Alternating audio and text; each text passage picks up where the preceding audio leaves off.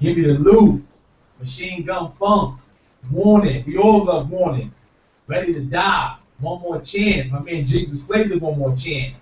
And you know, Method Man was the only guest artist. Wait, what? On the album. If you realize Meth was hot at the time. Oh yeah, of course. Meth was one of the hottest rappers from New York at that time, man. He was official with it. Cat. The cow, you know what I mean? That was a classic right there. H-O-T, man. Yeah, definitely, man. You know, Juicy, Everyday Struggle, me and my B-I-T-C-H. I love it when they call me Big Papa. Respect, Friend of Mine, Unbelievable, Suicidal Thoughts. I mean, Biggie was just ahead of his time. You know, this was 94, 20 years ago, and these dudes now, lyrics has nothing on Biggie. You know, 95% of the dudes in the rap game can't touch Big. I may be wrong, it may be 98%, not even 95. Well, you have to look at it like this. When we speak about rappers of like great rappers of all time, Biggie goes down. He's top 5. I don't care what list that you have. You could have him as number 1. You got him as number 2. I wouldn't put him that high, but he is the top 5. When you look at that Biggie Smalls Ready to Die album, he touched on so many different topics. What he showed is that he's a multifaceted MC. He showed that he can make joints that people can rock to. How many club bangers he had on there? Phew, plenty. How many remixes he had up there? He had some fire, man. Like, Big put it down, man. You know, a lot of joints, man. Thank you. And then usually with an artist, when they have like singles that's out on the radio that's getting all of this respect, a lot of times their street credibility falls behind and people say, you know, they sell out. Now we got a caller here. All right. Yeah, you're in the loop, YakRadio.com. Hi, what's up? How you doing? State your name. Where you from? Okay, well, this is Captain. You know, basically, I want to know. I'm good. Captain Southside. Put down your music over there. The radio. All right. Hello? Yeah, we here. All right, so who do you think is better, Biggie or Pop, honestly? I mean, as a lyricist standpoint, I gotta go with Biggie. What you say, Okay, Eli? I agree. I mean, it depends on what you're looking for in the lyricist.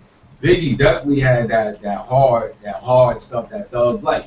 When you look at people that basically carried on, like Beanie Siegel, people like the Lox, they always quote people like Biggie. So on that level, I definitely think that Biggie is definitely a better lyricist. But when we speaking about things like Brenda's Got a Baby or Dear Mama, things that touch you in a different way, Right. I think that Tupac speaks on a different level, or on that type of level also. So a better lyricist, I would say it depends on what you're looking for.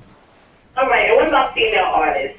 What's your idea? What's your thoughts on female artists? Well, Not right now. we respect the female artists. Right now, Nicki got it on Smash, but Remy Ma is coming back for that crown.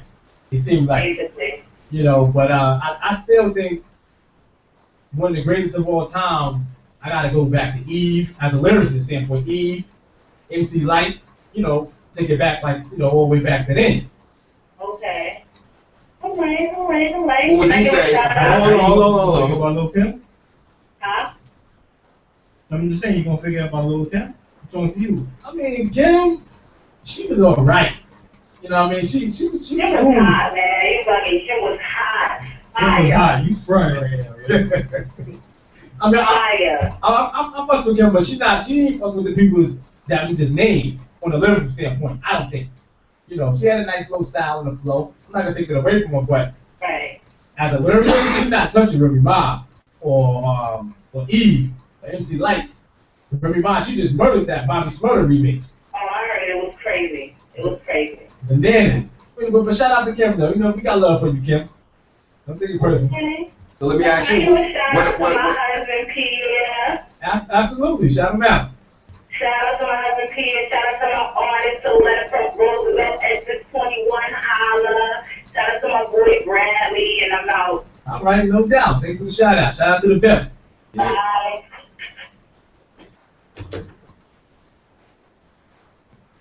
Yeah, you know.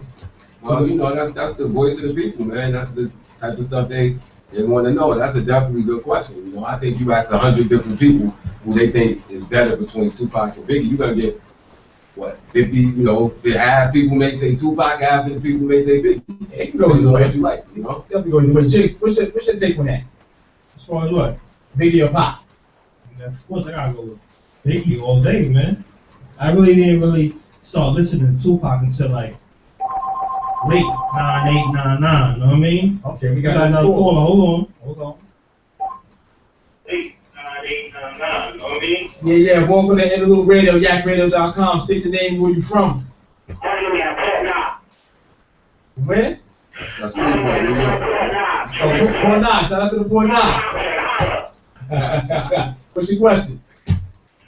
First of all, let me break it down for you. Tupac is garbage. I don't care. I'm gonna get this other people that say, you know what, we was pure garbage. Nobody cared about him until All Eyes on Me. We had a bunch of trash albums. The only you do is play in the background. Nah, come on. You gotta pay homage to I Pac. don't care about the lyrics until they're out. Personally, I don't give a damn about the lyrics. Nah, you gotta pay homage, man. pay homage to Pac. I mean, his lyrics was on point. He had a message, you know.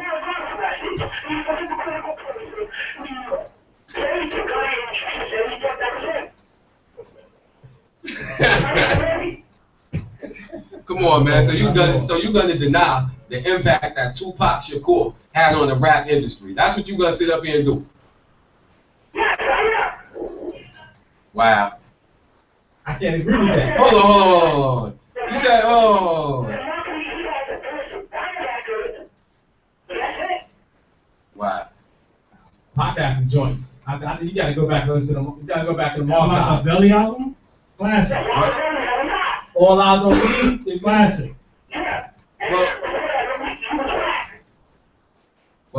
Well, personally, I think that Tupac's best work came before he started doing all the beefing. You look at All Eyes on Me. You look at that CD Tupacalypse. He got straight bangers on there. Like you listen to people rap now, like Jewels. I thought Jewels was hard with that when he was like, yo, when the city where the skinny niggas die. I'm like, yo, that shit hard. Right. But I'm listening to Tupac back in '92. Pac said the same exact thing. You understand what I'm saying? You peep what I'm saying? A lot of things that we think these cats are coming out with now have been quoted from classic artists like Tupac. Or less. Tupac is a straight up legend. How can you sit over here and deny his impact on the industry, man? Wow. How old are you? You mind me asking? So, okay, all right. So you should know. You should know better. You're 34 years old. You should already know. You're from the Golden Era. You should know what time it is. You know what it is? He said he's from Freeport, right? Mm-hmm. Who's from Freeport? Havoc, man. Okay. You know what I mean? Who live in Freeport, Havoc. So we already know the situation that Pac had with Mobb Deep. So he a little biased, man.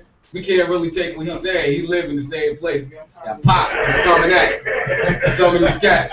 Where you live at now, son? He live in Queens now. You see? Okay. That's the bias right there. Shout out to Pac. But That's thanks the for bias. calling in. You know what I mean? Keep it locked. All right? Yeah, the callers get real crazy, man. Shout out to the callers, man. You know what I mean? So, we're going to agree to disagree. That's how it's going down up here. You know, but definitely, man. Biggie was that dude. You know, shout out to B.I.G., man. So, what you think about that song that him and Jay-Z came out with, Brooklyn's Finest, man? Who you think, honestly, who you would say represented the most on that joint after you listen to the lyrics and, you know, see who was saying what when you analyze their flow? Who you think came off the most in that song? Wow, that's a tough one because Biggie went in with the Tupac. Yeah, that was tough. You know what I mean? So Big went in. Jay went in. He went in too, though. His flow was silky, son. Silky. It definitely was. He sounded like a Harlem nigga, man. But I think I gotta go with Biggie on that, man. Biggie was just ahead of his time. Like, you know, he was spitting that fire in '94. You know, It's crazy the lyrics that he was spitting, man. Like they wasn't messing with Big, man. Right. Let me get back to the point I was making before. We had the callers. Biggie was, he was distinguished from a lot of artists because he had the commercial success. He also had the respect from a lot of street artists, and he also had, like, what I like to see as what artists do is when they introspective inside of their own music. You look at Suicidal Thoughts. He had the whole name of the album was Ready to Die. And Suicidal Thoughts, he shot himself. Called Puffy up, it was like, yo, I'm what did he say? He was killing it. Like the rhymes were straight up grimy. He showed that, he still had insecurities within himself while still being a success. This is what we look for in artists, somebody that can show that depth. A lot of people past or after Tupac and after Biggie, they take the certain aspect of what they want to take, but they don't give us that other side, so we don't fall for them the same way we fell for somebody like Biggie. And Suicidal Thoughts is a perfect example.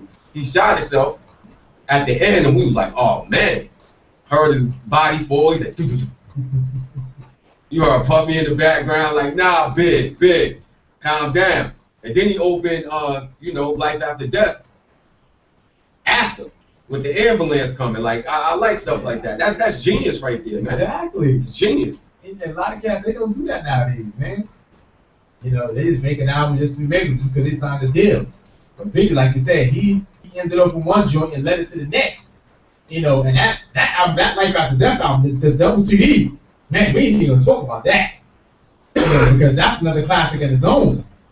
Man, remember when it first came out? What was that, 1998? Right after he died, 97, 98. 97. Now, people, around that time, there was a struggle in hip-hop. There was a struggle about the mainstream artists versus the underground artists, if you remember that. And I remember listening to the Biggie album, and this is after Machiavelli and everything dropped. So you expected Biggie to come hard at pop. And I was disappointed because he had songs like Going Back to Cali. He had mad, like, soft joints not soft joints, but radio babies. Radio, right. You could tell what was on his mind when he went into this. Exactly. So at the time, I ain't really like it. But looking back on it, you can almost play every single joint. Almost, you can. Forget almost, you can play every single joint. No fast forwarding, no skipping, if anything, you're going to rewind it. Oh, I got to hear that again. Right. Yeah, man. B.I.G. I know what it is, but we're going to transition to that Jay-Z and Beyonce on the Run tour that came out last night on HBO. Yeah, man. I mean, Beyonce put on a performance. Jay-Z did too. Like, Jay-Z is one of the only dudes that can be on stage by himself. No hype man. If you watched that concert last night, you'll be amazed. Like, yo, Jay did his thing, and Beyonce, that's self-explanatory. Her look, her persona, her swag, Jay swag too. Like, B is that chick right now. She's holding it down. How do you feel about the whole Jay-Z and Beyonce thing? I think it's a beautiful thing, man. You get two powerhouses that combine and together, that show you the power of what, a successful black woman can do and a successful black man. I have absolutely nothing negative to say about them too. I'm very proud that they do what they do. They definitely represent. Yeah, and we got to stop the rumors of they getting a divorce, Beyonce creeping, Jay creeping. Like, y'all just cut it out, man. You know what I mean? Let them live their lives. Stop knocking little Blue Ivy here, dude. They want to let her. They let her. If they want her to rock it natural, she can rock it natural. You know what I mean? Stop pulling it nappy hair. It's beautiful. You know what I mean? It's a beautiful little girl. Hopefully she can be just as talented as her parents one day. How do you feel about that, man? Well, first of all, we gotta talk about how is it negative to have nappy hair? I don't say that either. Only us, man. These traits that distinctly make us African are the same traits that we ridicule. But, that's neither here nor there. Right. There ain't no time to get into that. Right. But that's their child. If they feel that that's the best way to raise their child, then that's the way they should do it. Who are we? Who are we to sit down and question what they're doing? Right. Right, man. Like, y'all gotta fall back, man. Let them live their lives, man. They put it down last night, yo. That concert was bananas. Then I don't do concerts. Like, I mean, I only been to one concert in my life. That's when I took my little cousins to see Beyonce Destiny Child at the National Coliseum back in the day. Took her and her little friends. That's the only concert I ever attended. I was like, it was cool. You know what I mean? You know, I've always been a Beyonce fan. You know, I've been rocking her since back in the day. You know what I mean? You know, but she put it down. They put it down last night. Jigs, how you feel about the whole J&B joint, man? Oh man, that shit was legendary, man. I mean, of course, like you said, Jay, he don't need no hype, man. You don't see Bleak no more, right? I don't know. You see that, right? You don't need Bleak no more. Like, he's doing this shit dolo now, man. Like, he's the God MC. And of course, Beyonce is the queen. He put a performance, man. Like, the shit was great. And the shit was in Paris. Oh, that's a good look. Niggas in Paris. You feel me? Yeah. That's a good look. thing, man. You know what else we need to stop? We need to stop this talk. This has been blowing up on the internet forever. This Illuminati talk, man. Tell Jibs, what you think about that, man? You think Jay-Z and Beyonce and Rihanna and all these people in the Illuminati? Not at all. Why not? I don't believe in that shit, man. Why? Because they successful, they gotta be in Illuminati. Because they doing their thing, they gotta be in Illuminati. Come on now, like, where did shit come from, man? Right, it's basically saying. I don't believe in that shit, man. You're right. It's basically saying that these guys can't make it on their own ability. In order to make it successful like they did, they had to sell themselves to the devil. Right. That's crazy, man. That's definitely ridiculous. I watched about 8-9 straight videos of these cats talking about they throwing up Illuminati signs. You know where a lot of these Illuminati signs originated from, right? Where? Ancient Egypt and Babylon and these type of places like this. Oh. But when you look at a lot of the ancient Egyptian signs, what you see is that a lot of like Afrocentric black people, they use these same symbols. So to the Afrocentric black people, there's nothing in it that's devilish. But to Christians, this stuff is devilish. So that's the issue right there. I see. What's evil about a pyramid? Nothing at all. It's a beautiful sight. Exactly. Beautiful Especially sight, how it man. was built. Right. So, you know, we about to get into this mix right now. My man Jim's about to do it big. You know what I mean? You here with B Live. My man Jibs. Give it to him.